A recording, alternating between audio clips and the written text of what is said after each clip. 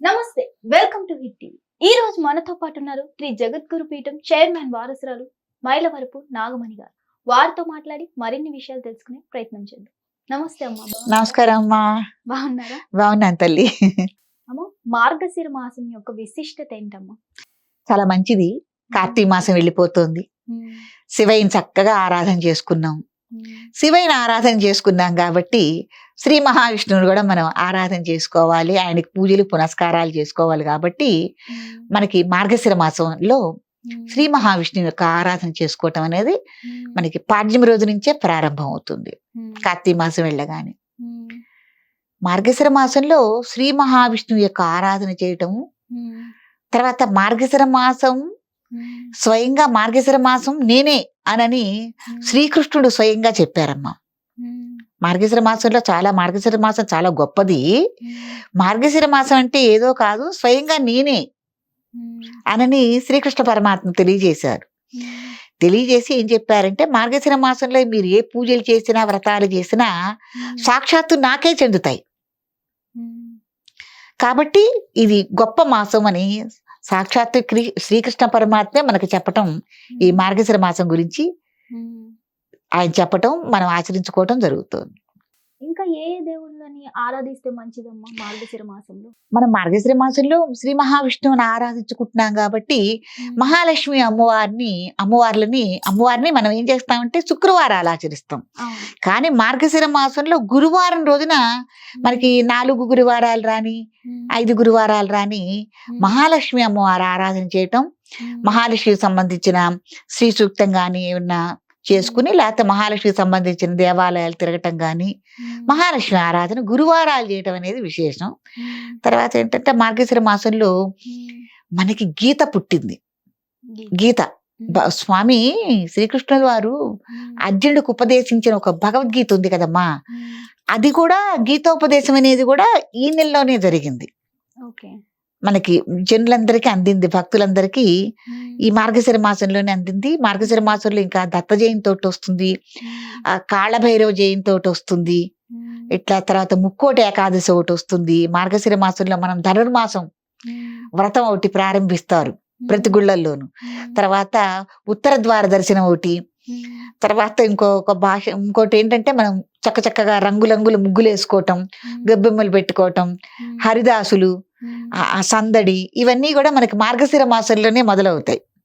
ఈ నెలలో మనకి మళ్ళీ 16, 14, 15 తారీఖుల్లోనే మనకు ధనుర్మాస ప్రారంభం కూడా అవుతుంది. ఇప్పటి నుంచి ముక్కోటి ఏకాదశి వస్తుంది ఈ నెలలోనే. కాబట్టి మార్గశిర మాసంలో చాలా విశేషాలు ఉన్నాయి. దత్త జయంతి, దత్తాత్రేయుడి యొక్క జయంతి కూడా వస్తుంది, అవధూత కదా.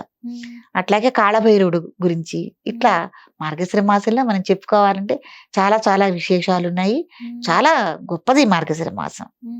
గురువారం రోజు మహాలక్ష్మి అమ్మవారిని పూజించుకోవాలన్నారు కదా, ఏమైనా ప్రత్యేకించి విధి విధానాలు ఏమైనా ఉన్నాయమ్మా? అంటే సిరి సంపదల కోసం, కుటుంబ శ్రేయస్సు కోసం మనం ఎప్పుడైనా మహాలక్ష్మి కొలుస్తున్నాం.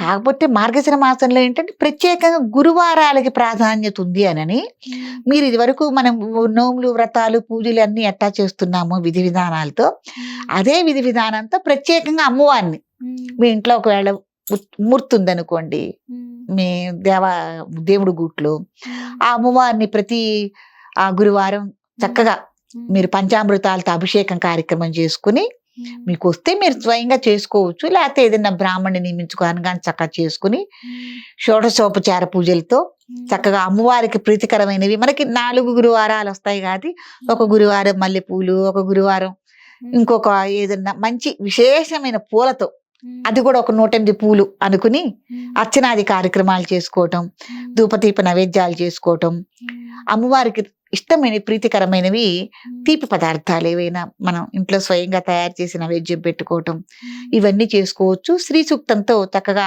అమ్మవారికి అభిషేకం చేసుకోవటం, పారాయణం చేసుకోవటం.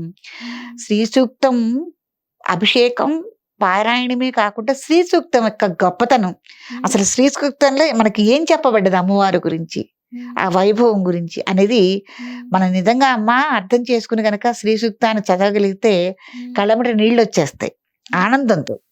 అంత ప్రత్యేకత ఉంది. అంత ఆనందంతో అన్నమాట. చాలా అద్భుతంగా ఉంటుంది. కాబట్టి ఏదైనా మీరు ఒక మంత్రశాస్త్రంలో ఏదైనా ఉపదేశ పరంగా ఏదైనా అమ్మవారి ఆరాధన గనక మీరు చేస్తూ ఉంటే శ్రీ సూక్తానికి మూల మంత్రం గనక కొద్దిగా జోడించుకుని మీరు ఆరాధన చేయటం, జపం చేసుకోవటం కూడా చాలా విశేషం. ఏదన్నా మీకు శక్తి ఉంటే గనక ఈ గురువారాల్లో విశేషంగా అమ్మవారికి సంబంధించిన హోమాలు చేసుకోవటం, మహాలక్ష్మికి అదే శ్రీ సూక్తానికి మూల మంత్రాన్ని జోడించుకుని ఒక బ్రాహ్మణ్ నియమించుకుని విశేషంగా శుద్ధమైన ఆవు నెయ్యి గాని, అమ్మవారికి ఇష్టమైన కలువు పూలు గాని, కమలాలు గాని, పూలు తేనెతో ముంచి కానీ ఆవు పాలతో ముంచి కానీ విశేషంగా హోమాలు చేసుకోవటం ఇవన్నీ కూడా చాలా గొప్పవన్నమాట. మహాలక్ష్మి అనుగ్రహం కలుగుతుంది.